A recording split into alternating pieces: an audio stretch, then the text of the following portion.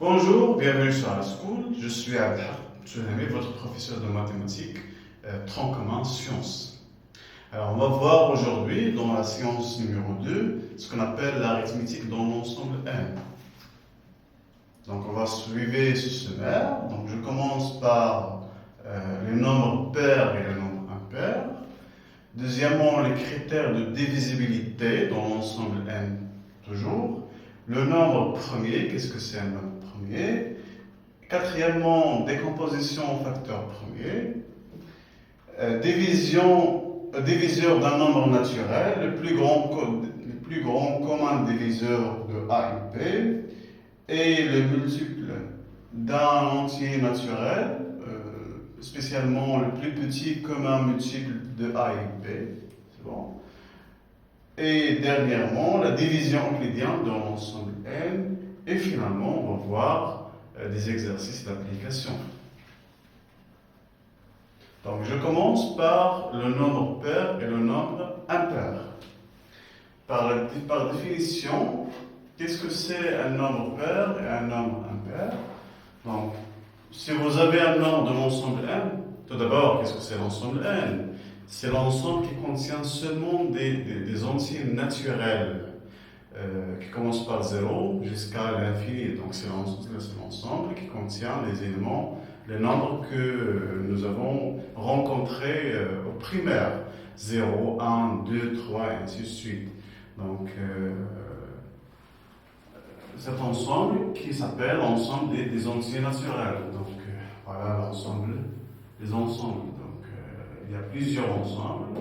Le premier ensemble que vous avez, c'est l'ensemble L, qui commence par 0, qui contient 0, 1, 2, 3, 4, 5, 6, et ainsi de suite.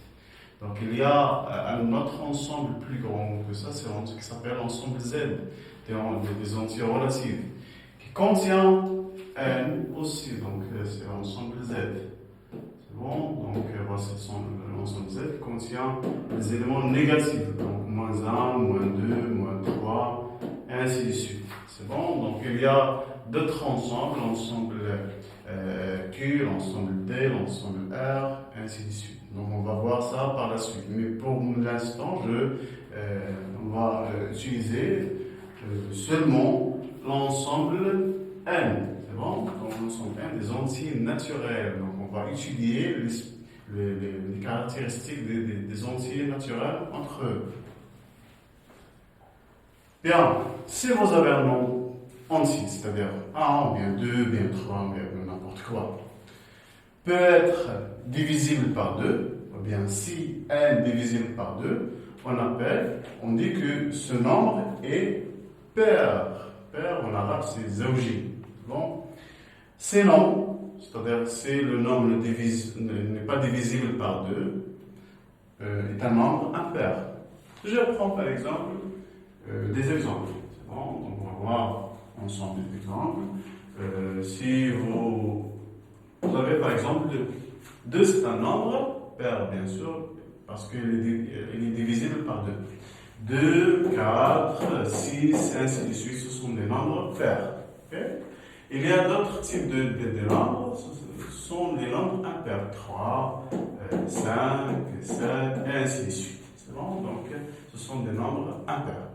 Voici la différence entre un nombre pair et impair. Donc, un nombre pair est divisible par 2, un nombre impair n'est pas divisible par 2. On va voir par la suite d'autres caractéristiques. Donc, voici, il y a ici une remarque. Qu'est-ce qu'elle dit la remarque? N appartient à l'ensemble N, c'est-à-dire si vous avez un nombre entier naturel, N il dit pair, ce nombre est pair, équivaut à quoi? Qu'il existe un autre élément K appartient à l'ensemble N tel que N égale 2K. Donc voici une écriture qui caractérise les nombres pairs qui s'écrit comme ça. Donc un nombre pair est écrit comme ça, 2 fois quelque chose. Par exemple, 6, c'est 2 fois 3. Donc s'écrit 2 fois quelque chose. Donc n'importe quel nombre entier naturel qui s'écrit comme ça, il s'appelle nombre pair. Okay? Par exemple, 8 c'est quoi? C'est 2 fois 4. Toujours, il y a 2 ici. C'est bon? Donc, si vous avez ce type des éléments, elles représentent l'ensemble des entiers naturels pairs. Si vous avez un nombre comme ça, 2k plus 1, il s'appelle un nombre impair. C'est bon? Un nombre impair, il est écrit comme ça, 2k plus 1. Ok? Par exemple, 3, c'est quoi 3? C'est 2 fois quelque chose plus 1, c'est bon? Donc c'est 2 fois 1 plus 2 fois 1, c'est 2, 2 plus 1, c'est 3. Par exemple, 7. 7, c'est un nombre impair. Pourquoi? Parce que 7 s'écrit comme ça, 2 fois quelque chose, 2 fois 3, ça fait 6, plus 1. Ok? Donc plus 1. Voilà. 2 fois 3, c'est 6, 6 plus 1, c'est 7. Donc c'est un nombre impair. Plus que ça, donc 9 par exemple, 9 c'est 2 fois 4, 2 fois 4 c'est 8, plus 1. Voilà l'écriture générale d'un nombre impair, elle est écrite comme ça. Donc on va utiliser ces notations pour simplifier les choses, pour dire que ce nombre il est impair. On va voir ça dans les exercices. Voilà, donc il y a d'autres remarques. 0 est un nombre pair. Ah bon, pourquoi? Pourquoi 0 est un nombre pair? Donc, parce que 0 s'écrit comme ça. Donc il y a un élément, 4 c'est un élément aussi antinaturel. Donc, si vous avez par exemple 0, je supprime ça. Donc 0 c'est quoi? Donc c'est 2 fois 0. Donc il s'écrit sous la forme d'un nombre pair. Voilà. Donc on n'a pas la possibilité de dire que 0 c'est 2 fois quelque chose plus 1. Donc il est impossible de trouver une écriture comme ça pour dire que 0 est un impair. Donc non, toujours. Donc voici, c'est impossible d'écrire ça. Voilà l'écriture correcte. Donc 0 égale à 0 fois 2. Donc il est divisible par 2. Voilà, ici. Donc il est divisible par 2. Donc on dit que c'est un nombre pair. Pour 1. Alors 1, est-ce qu'on a un nombre pour lequel on peut dire que c'est 2 fois quelque chose? Donc il n'y a pas. Mais on peut écrire que c'est 2 fois quelque chose plus 1. Oui ou non? Bien sûr. Donc 1 c'est 2 fois 0 plus 1. 2 fois 0 c'est 0, 0 plus 1 c'est 1. Voilà. Donc l'égalité est vraie, donc il est impair. Donc deux choses à prendre par cœur, 0 est un nombre pair et 1 est un nombre impair. Ok? Par la suite, donc maintenant on va voir les critères de divisibilité. Parfois on trouve je donne des éléments et on dit que est-ce que ce nombre divisible par 2, est-ce que ce nombre divisible par 3? Donc voilà, donc pour cela, donc, il y a une méthode à utiliser, une technique à utiliser pour montrer que le nombre pair ou non, divisible par ces éléments ou non. C'est bon? Donc, c'est pas la peine de chercher est-ce que ce nombre divisible par 2 non. Par exemple, si vous avez un nombre comme ça, je prends un élément, donc je prends par exemple 50, exemple, 540, voilà, et je vérifie. Est-ce que ce nombre est divisible par 2 par exemple, sans faire aucun calcul? Okay? Voilà l'objectif. Alors pour 2, un nombre est divisible par 2 si seulement l'unité est paire. Le chiffre de l'unité est paire. Voici le nombre que nous avons. Où est l'unité? Donc, c'est ça. L'unité, elle contient 0. 0 est un nombre pair. Puisque l'unité est paire, alors elle est divisible par 2.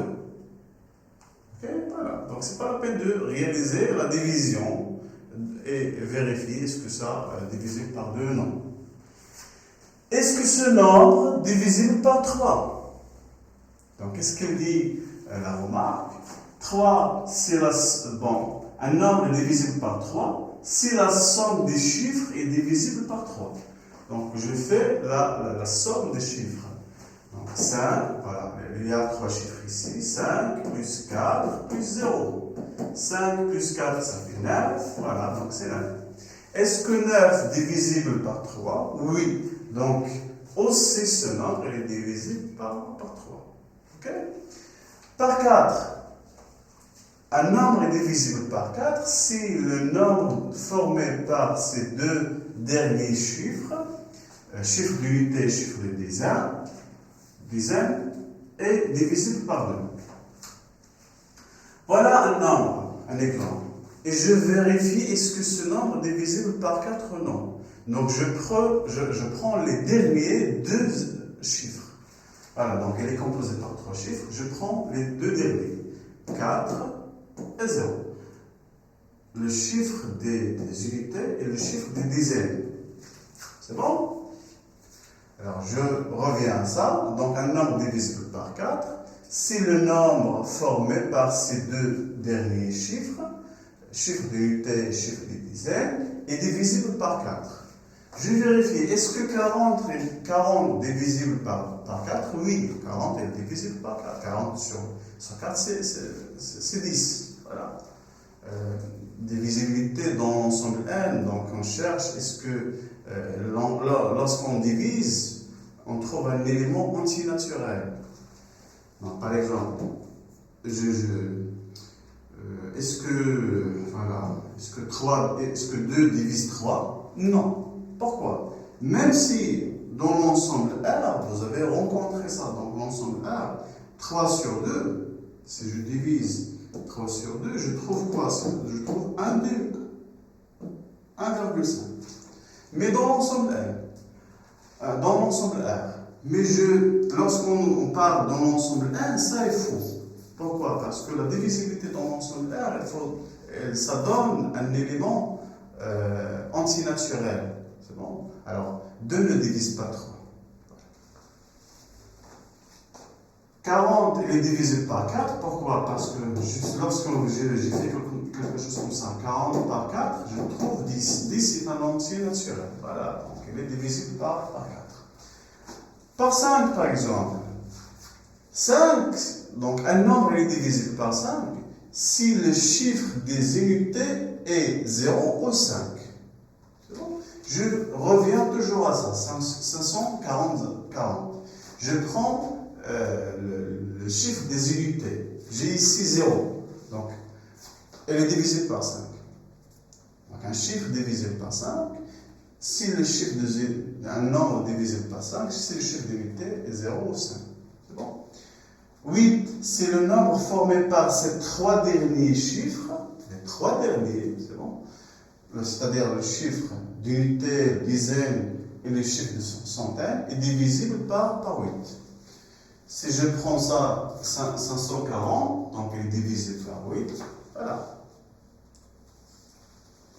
Parce que j'ai ici un nombre qui est composé par 3 chiffres, et je divise ça, donc elle est divisée par 8. Pour vérifier ça, il faut prendre un nombre qui se compose par plus que 3 chiffres. Mais on va le voir dans les exercices. 9. C'est la somme des chiffres. Bon, un nombre est divisible par 9 si la somme des chiffres est divisible par 9. Voilà. Donc, nous avons déjà réalisé ça. Donc, j'ai fait la somme des chiffres. 5 plus 4 plus 0 est égal à 9. 9, il est divisible par 9. 9 sur 9, c'est 1. Donc, il est divisible sur 9. Ce nombre, il est divisible sur 9. Voilà. Donc, il est très simple. Maintenant, on va voir autre chose, ce qu'on appelle les nombres premiers. Tout d'abord, je commence par la définition. Qu'est-ce que c'est un nombre premier? Un antinaturel P, un antinaturel, les antinaturels se commencent par 0, 1, 2, 3, et ainsi de suite. Je commence par 2. Donc, j'enlève 0 et j'enlève 1. Donc, je commence par 2. P supérieur ou égal à 2. C'est bon? Si, voilà, un nombre naturel P supérieur ou égal à 2 est dit premier si seuls les diviseurs positifs sont 1 et lui-même. C'est bon? Ou encore, a juste deux diviseurs positifs. Par exemple, si je prends 3, c'est bon? Si je prends 3, alors 3, il a deux diviseurs exactement. Sont 1, donc il est divisible sur 1. 3 sur 1, c'est 1. Et divisible sur lui-même, c'est 3. 3 sur 3, c'est 1. 3 sur 1, c'est 3. Et 3 sur 3, c'est 1. Donc il a deux diviseurs exactement. Lesquels sont 1 et lui-même. Si vous avez un nombre qui a deux diviseurs, 1 et lui-même, ce nombre, il s'appelle premier. C'est bon? Par exemple, si je prends un autre élément, 5, il a exactement deux diviseurs. Dans l'ensemble 1 toujours, hein? N'oubliez pas ça. Donc, sont 1 et 5. Il n'y a aucun élément de plus. Si je prends par exemple le 4, est-ce que 4 est un premier? Un nombre premier? Non. Pourquoi? Parce que 4 est divisible sur 1. Il est divisible sur lui-même, toujours n'importe quel nombre, il est divisible sur lui-même. Elle est divisible sur 2 aussi. 4 sur 2, c'est 2. Donc il a 3 diviseurs. Donc ce n'est pas un nombre premier. Si je prends 6 par exemple, donc il a aussi plus de 2 diviseurs. Ils sont 1, 2, voilà, donc il est divisible sur 2. 6 sur 2, c'est 3. 6 sur 3, c'est 2. Et 6, voilà, donc il est divisible sur 3. Il est divisible aussi sur 6. Donc il a 4 diviseurs. Voilà, donc il n'est pas un entier premier. C'est bon? Pourquoi j'ai enlevé ici 1? Donc si je vérifie le test, est-ce que 1 il a deux diviseurs? Donc il est divisible sur 1. Bien sûr, 1 sur 1, c'est 1. Il est divisible sur lui-même. Donc c'est 1. Ah bon?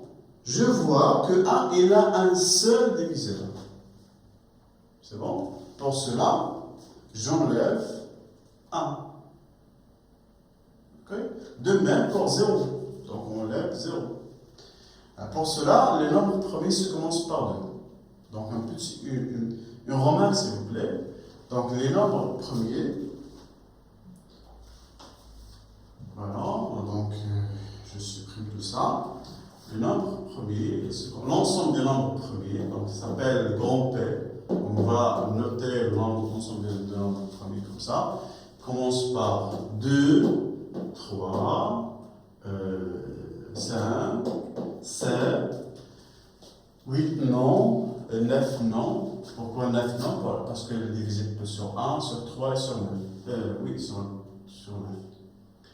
9. Plus, donc c'est 11, 13, ainsi de suite. Donc il y a un ensemble comme ça, donc il est infini, bien sûr. C'est bon? Alors, il y a, donc qu'est-ce que vous voyez ici? 3, 5, 7, 11, 13, ainsi de suite, sont des nombres impairs. C'est bon? Donc, il y a un seul nombre premier et pair. Lequel? C'est 2. 2, c'est un nombre premier et pair aussi. Bien. Voilà, donc un entier naturel différent de 1, qui n'est pas premier, est appelé nombre composé. Donc il y a deux types de nombres. Un nombre premier, donc il est divisible sur 1 ou bien sur lui-même, il y a deux diviseurs exactement. Il y a un autre type de nombre qui s'appelle le nombre composé. C'est bon? Par exemple, 6. C'est bon? Pourquoi 6 il est composé? Donc il est composé par plusieurs nombres premiers. Donc 6 c'est quoi? C'est 2 fois 3. 2 premiers, 3 premiers. Donc il est composé, il se compose par deux entiers naturels premiers. C'est bon? Voilà, donc juste une remarque. Voilà. Voilà, donc j'ai donné quelques exemples dans ce paragraphe. Divisibilité, premier, donc voilà. Maintenant, si j'ai vérifié, donc j'ai une question ici. Est-ce que 37 est premier ou non? Pour vérifier est-ce que 37 est premier, donc il faut vérifier ce test. C'est bon? Qui s'appelle le test de primalité. Primalité, c'est nombre premier ou non. Donc je vais vérifier est-ce que 37 est premier ou non. C'est bon? Pour étudier la primalité d'un nombre entier naturel, on cherche tous les nombres premier P qui vérifie ça, P inférieur ou égal à la racine de N. Si N est divisible par l'un de ces nombres, alors N n'est pas un nombre premier, sinon N est premier. C'est bon? Donc pour bien comprendre ce texte, on va le vérifier ici. Tout d'abord, si vous avez un nombre et je veux vérifier est-ce que ce nombre est premier ou non, je calcule la racine, bien sûr. Alors, on a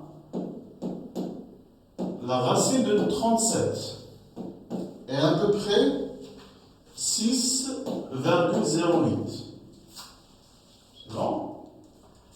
Et je cherche les nombres premiers qui est inférieur ou égal à 6. Quels sont les nombres premiers qui sont inférieurs ou égal à 6? J'ai dit que l'ensemble des premiers se commence par 2. Donc, sont 2. Le suivant, c'est 3. Ensuite, 5.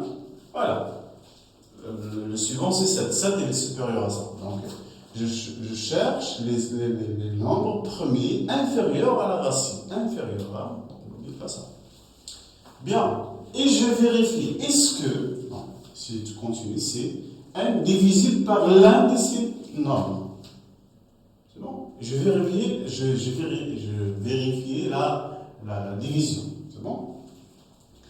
Alors, tout d'abord, je commence par 2. Est-ce que 2 divise 37? Voici l'écriture. Est-ce que 2 divise 36? Non.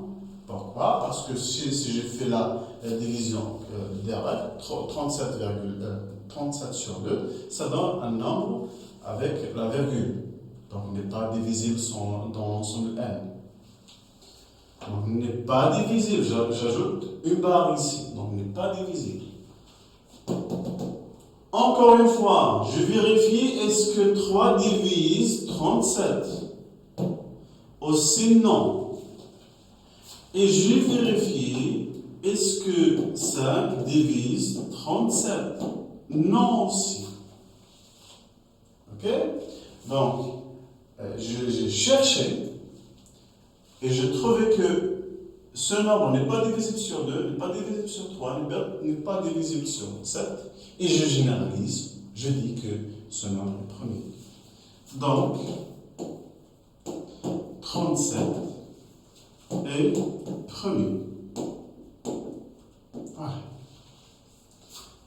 Je vérifie si n est divisible par l'un de ces nombres. Donc, s'il est divisible, on dit que n'est pas un nombre premier. Sinon, notre cas, il réalise ça. Donc, sinon, n est premier. Puisque 37 n'est pas divisible par ces 3 chiffres, bien 3 nombres, donc il est premier. Ok? Voilà. Donc, on va voir plus d'exemples dans les exercices, bien sûr. Bien, maintenant, on va voir ce qu'on appelle la décomposition en facteurs premiers. C'est bon? Alors, qu'est-ce que c'est ça? Tout d'abord, je commence par la définition.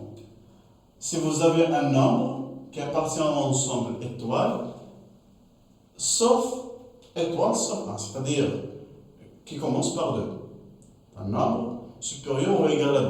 Donc, on peut écrire Autrement ça, donc on peut dire que A appartient à N tel que A est supérieur ou égal à 2. Donc il est différent de 0 et différent aussi de 1. Donc je commence par 2. A s'écrit sous la forme d'un produit. Si A s'écrit sous forme d'un produit de plusieurs facteurs des nombres premiers qu'on appelle décomposition en facteurs premiers du nombre A. Pour bien comprendre ça, je vous donne un exemple. Par exemple, 30. Donc je veux faire une décomposition de ça. Donc il faut diviser 30 sur quoi? Sur les nombres premiers. Donc tout d'abord, je commence toujours par le plus petit nombre premier, qui est 2 bien sûr. Lorsque je divise 30 sur 2, 30 sur 2, ça donne quoi? Ça donne 15. Très bien. Et je vérifie encore une fois, est-ce que 15 divisible par 2? Non, parce que ça donne 7,5. Non. Donc je monte. Donc on va prendre l'élément suivant.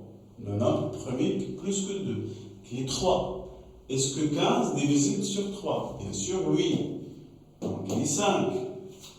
Et je vérifie encore une fois, est-ce que 5 divisible sur 3? Non. Donc je prends le suivant. Le suivant c'est 5. Est-ce que 5 divisible sur 5? Oui, donc il reste 1 et je stoppe. C'est bon? C'est-à-dire quoi? C'est-à-dire 30, c'est 2 fois 3 fois 5. Et il est écrit que c'est la forme d'un produit d'un nombre premier. Donc, qu'est-ce que j'ai fait ici? J'ai décomposé, donc j'ai décomposé le nombre. C'est bon? Et j'ai écrit, autrement dit, donc j'ai écrit 30 sur la forme d'un produit des éléments antinaturels premiers. C'est bon? Bien. Alors, théorème, je suis toujours dans la décomposition. Théorème, si vous avez un nombre quelconque, différent de 0, différent de 1, c'est-à-dire je commence par 2, ainsi de suite. Si vous avez alpha 1, alpha 2, et ainsi de suite, jusqu'à alpha n, ce sont des nombres entiers naturels, bien sûr, non nuls. Il existe des nombres premiers distincts, 2 et 2, P1, P2 jusqu'à Pn, tels que A se décompose de façon unique sur la forme suivante. Donc P1 alpha 1 fois P2 alpha 2, et ainsi de suite, jusqu'à ici, donc il y a une erreur.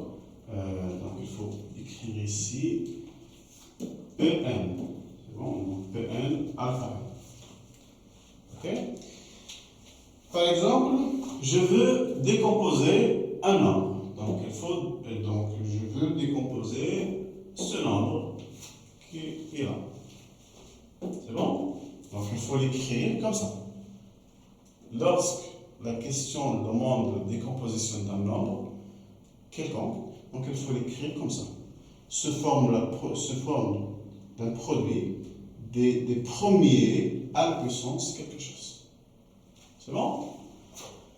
Pour le faire, donc on va suivre la démarche suivante. Je commence toujours, 360. Donc je fais la division. Okay? Je commence par le premier élément, bien sûr, antinaturel, premier. Ou bien le plus petit. Bon, le plus petit. Le plus petit, c'est 2. Donc, je commence toujours par 2. Donc, je réalise la division sur le nombre premier, le plus petit, qui est 2. Donc, 360 divisé sur 2, ça donne 180. Ok? Et je réalise toujours la même chose. 190, 80, donc 180, il est divisible par 2 aussi. Ça donne quoi? Ça donne 90. Oui ou non? Question oui. Et je réalise aussi la division sur 2. Donc ça donne 45. Maintenant, je réalise la division sur 2. 45 sur 2. Donc ça donne quelque chose avec la virgule. Donc c'est 22,5. Donc il n'est pas divisible dans son f. Pour cela, je monte. Je prends le nombre premier, le suivant, qui suit 2, qui est 3. Donc lorsque je réalise la division sur 3, je trouve 5. Et je fais la même chose, donc je divise sur 3. 5 sur 3, ça fait 5, c'est bon. Maintenant, est-ce que 5 est divisible sur 3? Non. Donc je divise par le suivant. Le nombre premier qui suit 3, c'est 5. 5 sur 5, c'est 1. Et je stoppe. C'est-à-dire quoi? C'est-à-dire que 360 s'écrit sur la forme. Le 2, il se répète 2 fois. Donc, c'est 2 à la puissance 2. Voilà la puissance. Bon. Si vous avez un nombre premier qui se répète plusieurs fois, donc on l'écrit une seule fois à la puissance d'un nombre de répétitions. Multiplié par quoi? Donc, aussi il y a ici 3. 3, la puissance, elle se répète 2 fois, donc la puissance 2. Fois 5, 5 il se répète une seule fois. C'est bon? Voilà, si je calcule, je tape ça dans une calculatrice, je trouve 360. C'est bon? Donc il y a une technique pour voir ça d'une calculatrice scientifique. Donc on va voir ensemble. Oui, voilà, calculatrice. Voilà, donc il y a une technique. Donc est-ce qu'il y a ça ici? Oui, là. Donc je ne sais pas. Est-ce qu'elle est ici ou non? Mais avec une calculatrice normale, donc il y a une technique pour calculer ça. Donc il n'y a pas ici. Alors dans les exercices, on va la voir. Donc il y a une technique dans une calculatrice scientifique qui ça donne la décomposition directement, sans réaliser ça. Mais bien sûr, dans les contrôles, la calculatrice, elle est interdite. Et donc, où est l'exercice? Voilà, donc il est là.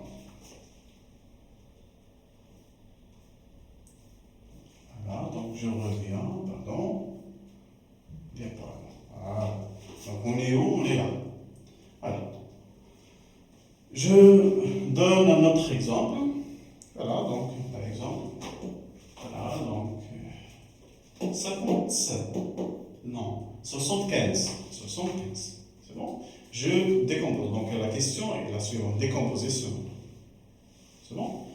Toujours, il faut réaliser la division sur quoi? Sur un nombre premier, donc je commence toujours par 2. Est-ce que 55 est divisible par 2? Non. Et ça donne quelque chose avec la virgule. Donc je monte, je prends 3. Est-ce que ça est divisible sur 3? Bien sûr, oui. Donc c'est 25. 25 est divisible aussi sur 3. Ça donne 5. 5 est divisible sur 3? Non. Donc il est divisible sur 5. Et il reste 1. Donc 5 sur 1, sur 5 c'est 1. C'est-à-dire quoi? C'est-à-dire 65 c'est 3.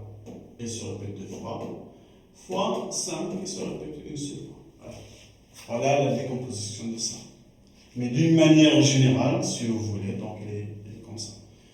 Donc n'importe quel nombre anti-naturel est s'écrit comme ça. Donc il existe alpha 1, alpha 2, et ainsi de suite. Et des nombres premiers P1, P2 jusqu'à Pn. Voilà, donc jusqu'à Pn. Tel que A égale le produit de ça. Ok? Maintenant, donc on va voir ensemble la division d'un nombre entier naturel. Je commence par le plus grand commun diviseur de A et B, qui s'appelle plus grand commun diviseur, PGCD. PGCD de A, de A. PGCD. Le plus grand commun diviseur. Le plus grand commun diviseur. Je commence par la définition. Si vous avez deux nombres, A et B, bon, deux entiers naturels non nuls, c'est-à-dire différents de 0, le plus grand commun diviseur de A et B est noté par ça, PGCD de AB. Ou bien, on peut noter aussi A chapeau B, qui s'appelle PGCD de AB, le plus grand commun diviseur. Je prends un exemple. Je cherche quel est le PGCD de quoi? De 42 et 18. Je cherche le PGCD de ça. Le plus grand diviseur. Tout d'abord, il faut faire quoi? Donc, il faut faire un travail qui est lourd. Donc, il faut déterminer les diviseurs de 42. Avant de faire ça, il faut décomposer 42. La décomposition de 42, donc il faut diviser ça sur 2, ça donc il est divisible sur 2, ensuite fois 3, ensuite fois 7. Donc je fais ça rapidement, 42. Donc lorsqu'on divise ça sur 2, ça donne quoi? Ça donne 20, très bien, donc ça donne 21. 21 est divisible sur 3, oui ou non? Oui, 31 sur 3, ça fait 7. 7 divisé sur 7, voilà, donc il reste 1 et je stoppe. Donc voilà, 42, il écrit comme ça. Très bien. Et je décompose au C18. Donc il faut décomposer au C18. Lorsque je décompose, donc on va utiliser ça dans la prochaine diapo. Donc 18 s'écrit comme ça, 2 fois 3 plus 11. Pourquoi? Parce que 18, tout d'abord, il est divisible sur 2, donc ça donne 9. 9 est divisible sur 3, sur 2 non, donc je monte, je prends 3, ça fait 3, 3 sur divisible sur 3, donc il reste 1, et je stoppe. C'est bon? Donc c'est 2, 3 se répète 2 fois, donc il faut mettre au carré. C'est bon? Alors, maintenant, quels sont les diviseurs de 42? Donc, sont 2, 3, 7. 2 fois 3, ça fait 6. 3 fois 7. 2 fois 3, 2 fois 7, ça fait 14. Donc, c'est 14. Voilà, donc 3 fois 7, ça fait 21. Voilà, donc dernièrement, 40 de lui-même. Voilà. Voici le diviseur. Bon. Maintenant, pour 18, les diviseurs de 18 sont de même. Bon, j'ai oublié ici de mettre 1. Voilà, j'ai oublié de mettre 1. Donc, A divise ça, bien sûr. 42, c'est 42 fois 1. Donc, il est divisible par 1. C'est bon? Alors 18, c'est quoi? Donc l'ensemble des diviseurs. Donc 1 divise 18, 2 divise 18, 3 divise 18, 6 divise 18, 9 divise 18 et 19 aussi. Donc le dernier aussi. Voilà, voici les diviseurs. Pour l'instant, il faut faire ça. Donc il faut déterminer les diviseurs de 42, les diviseurs de 18. Et je cherche le plus grand diviseur commun. Le plus grand diviseur. Donc, il y a 1 qui est commun, 2 aussi, 3 aussi, donc 6 aussi. Voilà, donc le plus grand diviseur commun, c'est 6. Pour cela, lorsqu'on fait l'intersection 42 diviseur de 18, ça donne 6. C'est-à-dire que le PGCD de 42 et 18, c'est 6. Le plus grand diviseur commun, c'est 6. Voici comment on a le déterminé. Donc, il y a d'autres diviseurs, bien sûr. 1, il divise ça, 2 aussi, 3. Donc, mais je cherche le plus grand diviseur, qui est ici 6. OK? Voilà. Donc, pour déterminer suivi ça. Donc, est-ce qu'il y a une autre technique? Donc, lorsque je fais tout ce travail, donc il est très très lourd. Donc, est-ce qu'il y a une autre technique pour déterminer le PGCD sans faire ce calcul? Bien sûr, oui. Donc, voici le théorème qui dit ça. Si tu cherches le PGCD de AB, donc tout d'abord, il faut faire la décomposition de A et la décomposition de B, et je prends le plus grand commun diviseur de A et B. Donc je prends pour déterminer le plus grand commun diviseur de A et B, supérieur ou égal à 2, c'est le produit. Le plus grand diviseur de A et B qui est supérieur ou égal à 2, c'est le produit de quoi? Des facteurs premiers communs à A et B, munis de plus petits des exposants trouvés dans la décomposition en facteurs premiers de A et B. Qu'est-ce que signifie ça? Je reviens à l'exemple. Si je cherche le PGCD de 42 et 18, donc je veux ça. Bon, donc je veux ça. Tout d'abord, il faut décomposer 42. Donc nous avons vu que 42 c'est quoi? 42 c'est 2 fois, donc je vais laisser un peu d'espace. On a 42 c'est quoi? C'est 2. C'est 2 fois 3 fois 7. Oui ou non? Bien sûr, oui. et 18. C'est quoi? C'est 2 fois 3 au carré. Tout d'abord, pour déterminer le PGCD de deux éléments, il faut réaliser la décomposition de ces éléments que vous avez. Ok? La décomposition de 42 est là, la décomposition de 18 est là aussi. Et je prends quoi si je suis ça? Et le produit de quoi? Des facteurs premiers communs. Voilà, donc je prends les facteurs communs. C'est-à-dire quoi? C'est-à-dire que le PGCD est égal à quoi?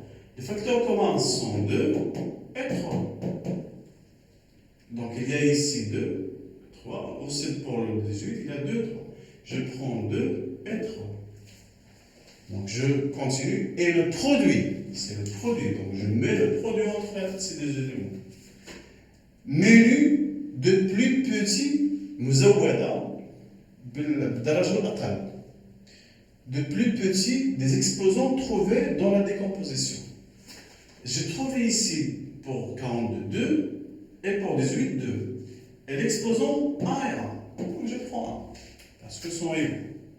Les exposants sont égaux. Mais pour 3, j'ai ici 1 et 2. Donc je prends l'exposant le plus bas, qui est là. Et lorsqu'on réalise ce calcul, je trouve 6. Et 6, c'est le PGCD que nous avons trouvé dans la définition. Voilà. Donc rapide. C'est bon?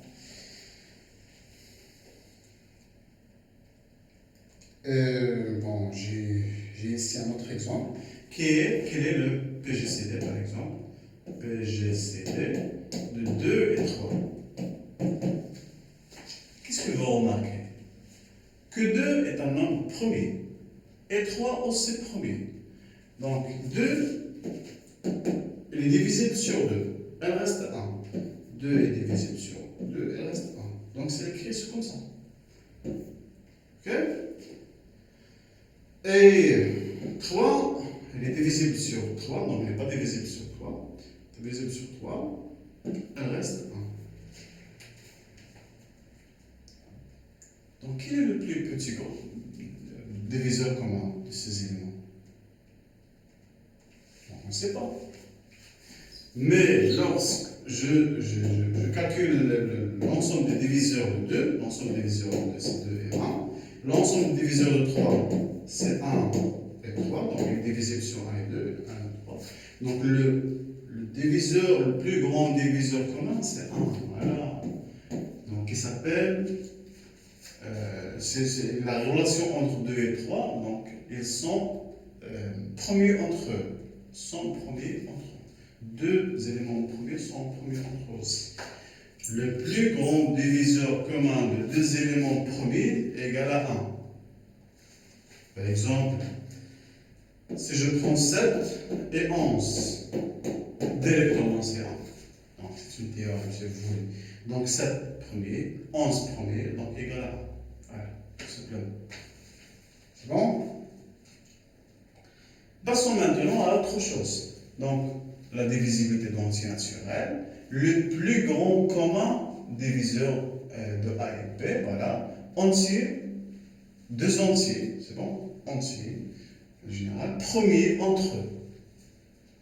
Deux entiers A et B sont premiers entre eux.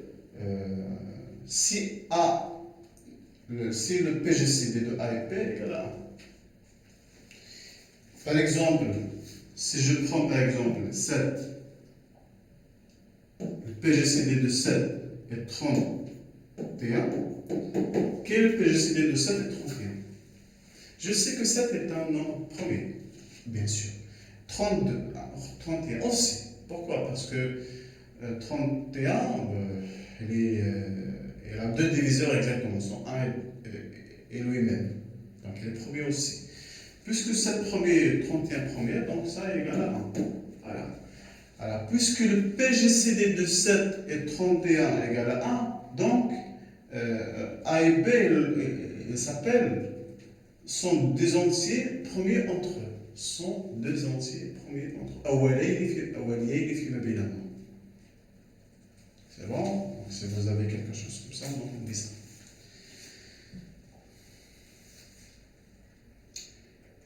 Bien, maintenant, on va voir autre chose, c'est bon, qui s'appelle la multiplication. Multiplication d'un entier naturel, le plus petit commun multiple de A et B, PPCM. Le plus petit, donc je cherche le plus petit, hein, n'oubliez pas, le plus petit commun multiple. Parce que le plus grand multiple, donc elle se trouve à l'infini, elle est très très très grande. Donc on n'a pas la possibilité de le déterminer. C'est bon? Pour cela, on cherche le plus petit commun multiple, le plus grand diviseur et le plus petit commun multiple. C'est bon? Alors, définition. Soit A et B, deux entiers naturels, non nus. Le plus petit commun multiple de A et B est noté par PPCM de A et B, ou bien AEVB de PPCM. C'est-à-dire si vous avez deux éléments, donc je cherche quel est le plus petit commun multiple. Je donne un exemple. Voilà, donc je reste toujours, je cherche le PPCM de 42 et 18. Voilà, je cherche PPCM de 100. Pour le déterminer, donc il faut déterminer tout d'abord les multiples de 42. Voilà, donc c'est un ensemble qui est infini. Donc c'est 0. Pourquoi? Donc il est un multiple de 42. Donc 0 c'est 42 fois 0.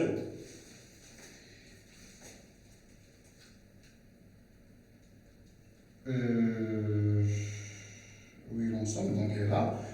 42. Ensuite, 84.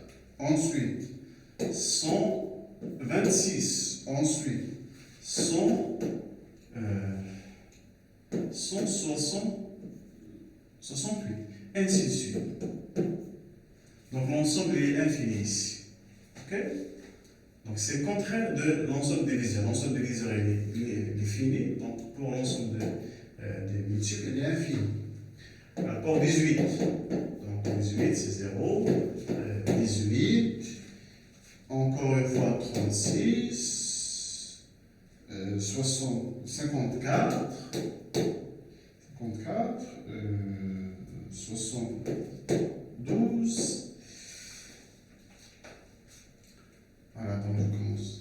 90, 108, 126 6, ainsi de suite. Voilà, donc il est influencé. Qu'est-ce que vous remarquez ici par les deux ensembles? Si j'ai fait l'intersection entre les multiples de 42 et les multiples de 18, je trouve que le plus petit, donc voilà, le plus petit, c'est quoi?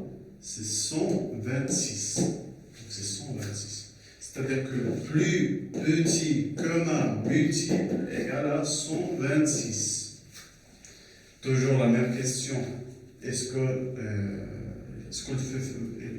qu'il faut faire ça toujours lorsqu'on cherche le PPCM d'un nombre? Ou bien, autrement dit, est-ce qu'on a la possibilité de chercher le PPCM par une autre technique? Voilà, donc, autrement dit, bien sûr, donc, il y a une autre technique pour déterminer le PPCM. Donc, laquelle? On va la voir dans la théorème. Qu'est-ce que dit le théorème? Le PPCM de AB, le plus petit, donc qu'est-ce que signifie le PPCM? Le plus petit commun multiple de A et B, supérieur ou égal à 2, c'est quoi? Et le produit, toujours c'est le produit. C'est le produit de quoi?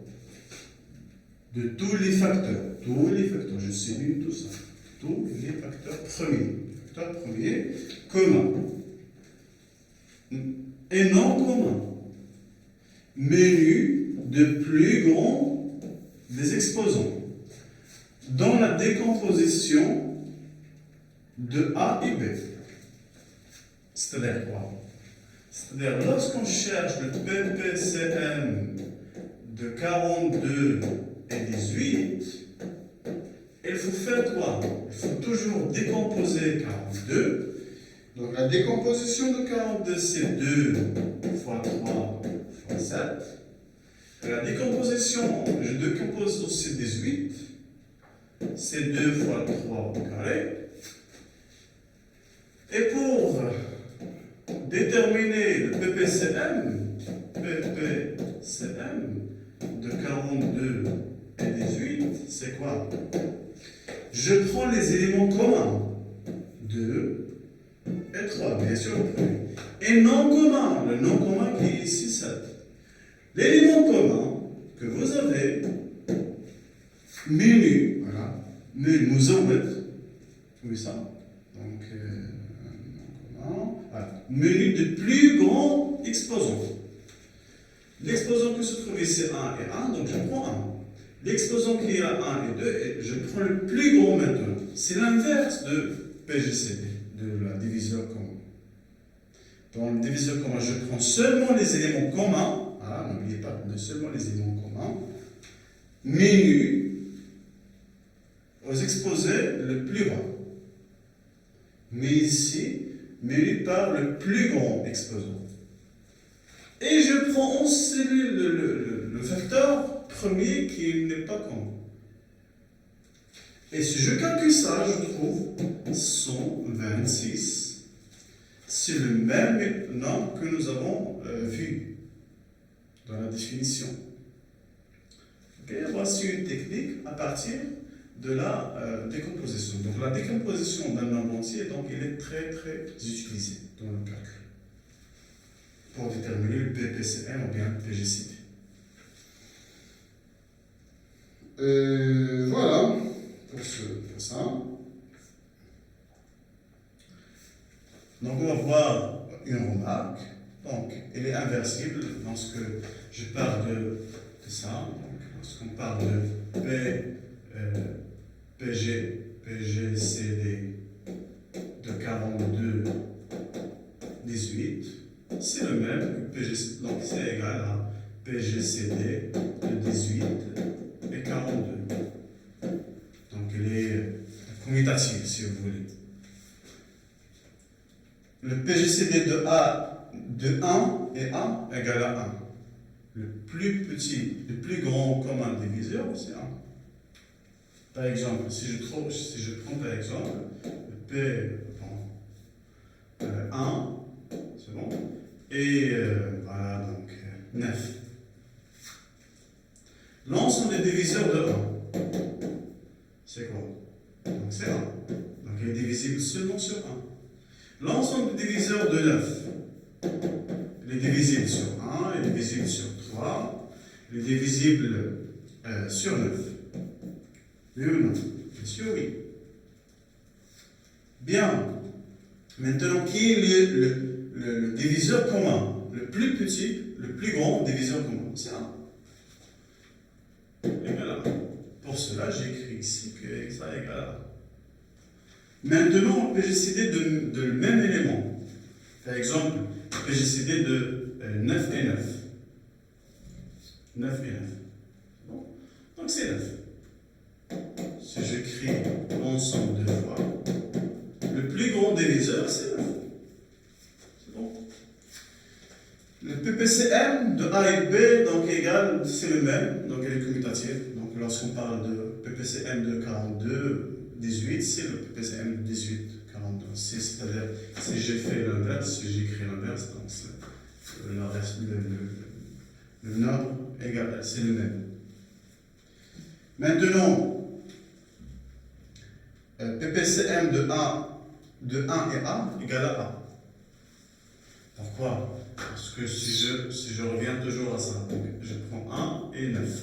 Je cherche le plus commun, c'est bon, donc le plus commun multiple. Le plus petit commun multiple.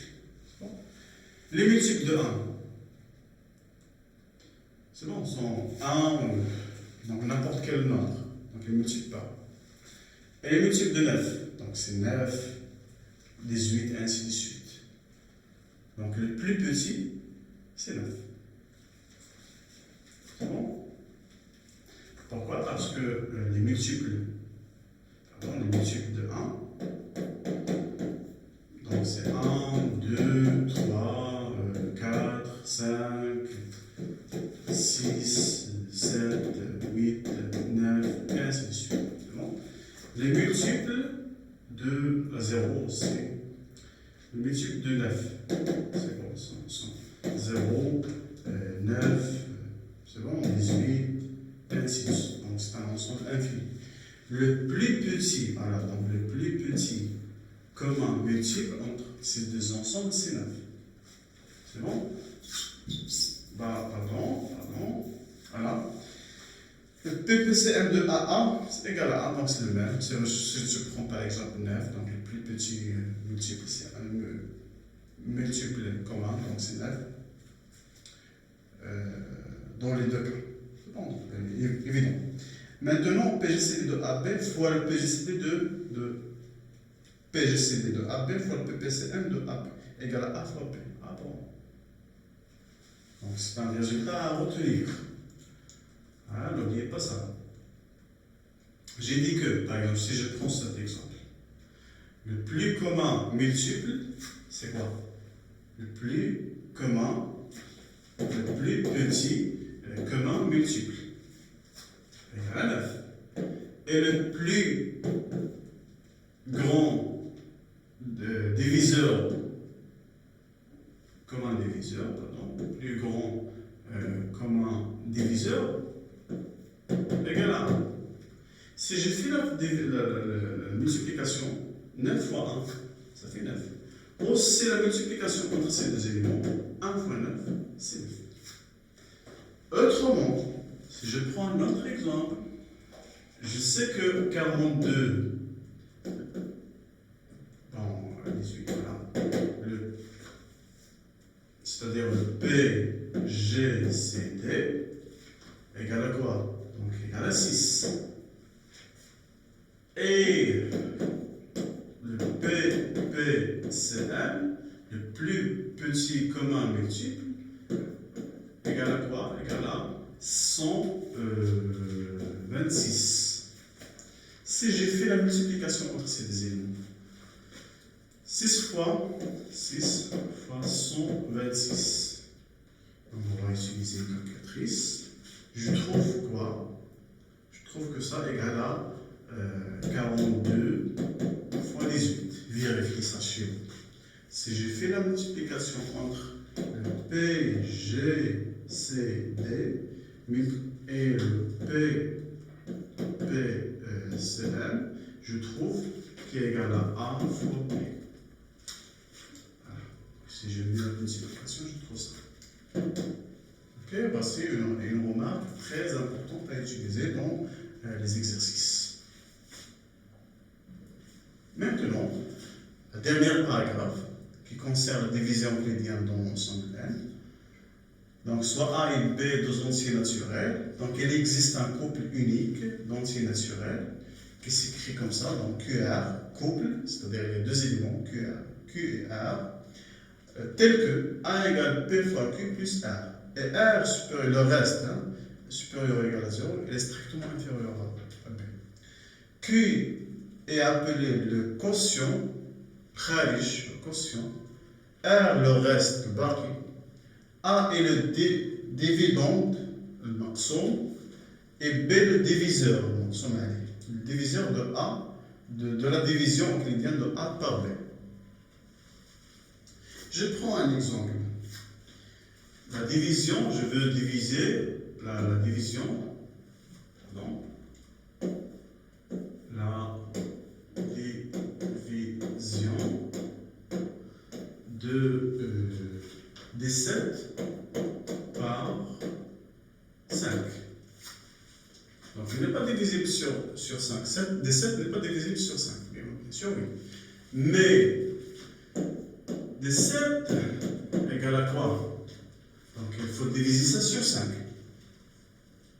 Lorsque je divise sur 5, je trouve quoi? Des 7 sur 5. Est-ce que des 7 est divisible sur 5? Non. Mais il y a un élément plus petit que des 7 qui est divisible sur 5, qui est 15. Mais pour le faire, donc je fais la division directement sur la calculatrice et j'enlève la virgule. Donc ça donne quoi? Ça donne 5, quelque chose. Donc c'est 3 fois 15. Non, 3 fois 5, pardon. 3 fois 5.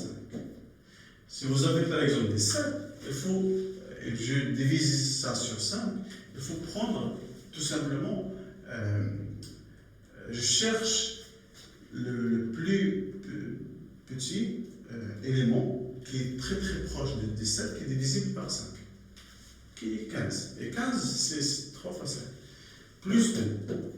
Donc il est écrit comme ça. Donc c'est, voilà, donc si vous voulez, B fois Q plus R. B c'est 3, Q c'est 5 et le reste c'est R. B c'est ce qu'on appelle le diviseur. Pardon, Q c'est, voilà, donc Q c'est le quotient. B c'est le reste, c'est le quotient. Et R c'est le reste. Bien, pour bien comprendre, donc, on va utiliser une calculatrice scientifique. Donc, je prends des 7 sur 5. Voilà. Je prends des 7 sur 5. Et je réalise la division avec la virgule. Voilà. Donc, je trouve 3,4. Je prends quoi? Je prends tout seulement 3. Et j'enlève, donc si je mets moins 3, elle reste 0,4. Je multiplie encore une fois par 5. Oui, donc j'ai fait quelque chose qui ne marche pas. Donc des 7, je la divise sur 5. Et ça donne quelque chose comme ça. Bien. Maintenant, je prends ça, 3,4, moins 3. Et ça donne 0,4. Je prends ça multiplié par 5 et je trouve 2. Qu'est-ce que j'ai fait ici? Pour bien comprendre. C'est bon? Donc je divise 17 sur 5. Je trouve quelque chose avec la virgule. Et dans l'ensemble N, je ne peux pas la virgule. C'est bon? Je prends seulement le nombre qui est avant la virgule. 3. C'est bon? C'est-à-dire que 5 s'écrit sous la forme de ça. 3 fois 5. 17, c'est 3 fois 5. Bien sûr, oui. Mais quel est le reste? Pour déterminer le reste, il faut prendre la virgule, 0,4, et multiplier par 5. Si j'ai multiplié par ça, je trouve 2. Voilà, tout simplement. Je reviens.